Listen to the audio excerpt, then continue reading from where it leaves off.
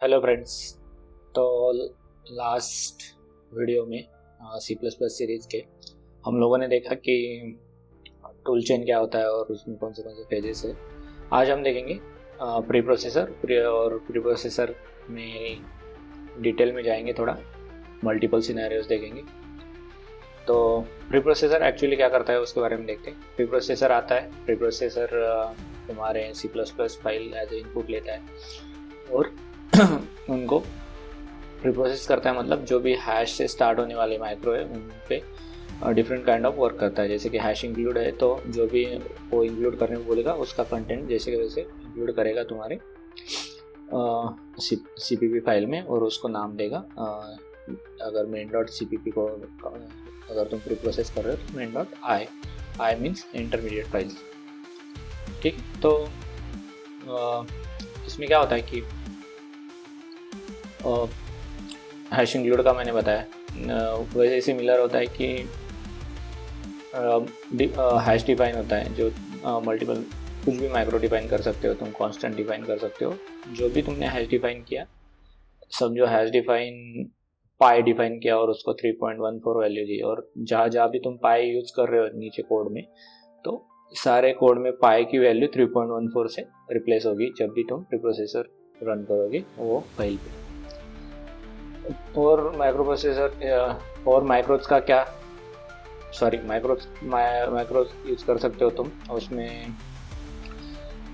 अगर तुमको inline function जैसी कुछ फंक्शनैलिटी यूज़ करनी है तो तुम माइक्रो यूज़ कर सकते हो। और अगर कंडीशनल कंपाइलेशन करना है तो उस केस में भी तुम लोग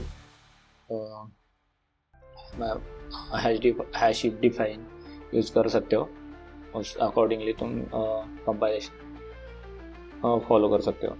और क्या है कि अगर मल्टीपल प्लेटफॉर्म कोडिंग करनी है तुमको, तो तुम्हें अलग अलग प्लेटफॉर्म अलग अलग माइक्रो प्रोवाइड करते हैं। जैसे कि Win32 प्रोवाइड करता है, उसके अंदर अगर तुम लिनक्स का माइक्रो प्रोवाइड करता है, और मैक __ एप्पल _ ऐसा एक माइक्रो प्रोवाइड करता है। आप लोग एक बार नेट पे सर्च कर लेना ये माइक्रोस को, कि उसके अंदर अगर आप कोड लिखोगे तो वो स्पेसिफिक प्लेटफॉर्म के लिए होगा। तो ऐसे तुम मल्टीपल प्लेटफॉर्म का कोड एक ही फाइल में लिख सकते हो और उसका बिल्ड कर सकते हो विद द हेल्प ऑफ प्रीप्रोसेसर्स। सबसे पहले हमारे पास रहेंगे C++ के फाइल्स, फिर उसके ऊपर हम लोग प्रीप्रोसेसर रन करेंगे। प्रीप्रोसेसर रन होने के बाद हम लोगों को मिलेगा star.i फाइल्स, उनको इंटरमीडिएट फाइल्स भी बोलते हैं। फिर हम लोग देखेंगे कि विंडोज़ में एक कमांड क्या होता है, वो स्टार्ट होता है cl.exe, C लैंग्वेज कंपाइलर होता है। फिर हम लोग प्रीप्रोसेसिंग के लिए फ्लैग है /p और f5 और आउटपुट फाइल नेम main.i हमारा आउटपुट फाइल नेम है, और हमारे सोर्स फाइल का नाम हमने main.cpp दिया है। लिनक्स के लिए GNU कंपाइलर यूज़ कर रहे हैं, C++ के लिए G++ -e फ्लैग है प्री प्रोसेसर के आउटपुट के लिए। main.cpp हमारा सोर्स फाइल है, -o हम आउटपुट फाइल के नाम के लिए दे रहे हैं, main.i हमारे आउटपुट फाइल का नाम है। फिर मैक के लिए C-lang कंपाइलर है, C-lang++ हम C++ के लिए यूज़ कर रहे हैं। सिमिलर फ्लैग है -e प्री प्रोसेसर आउटपुट के लिए।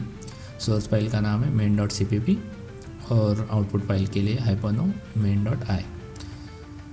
आई होप आप लोगों को ये सीरीज़ पसंद आ रही है। अगर आप लोगों को ऐसे ही कंटेंट के लिए अपडेटेड रहना है तो प्लीज़ बेल आइकन पर क्लिक करो और सब्सक्राइब करो, और आप लोगों के दोस्तों के साथ भी शेयर करो। Thank you.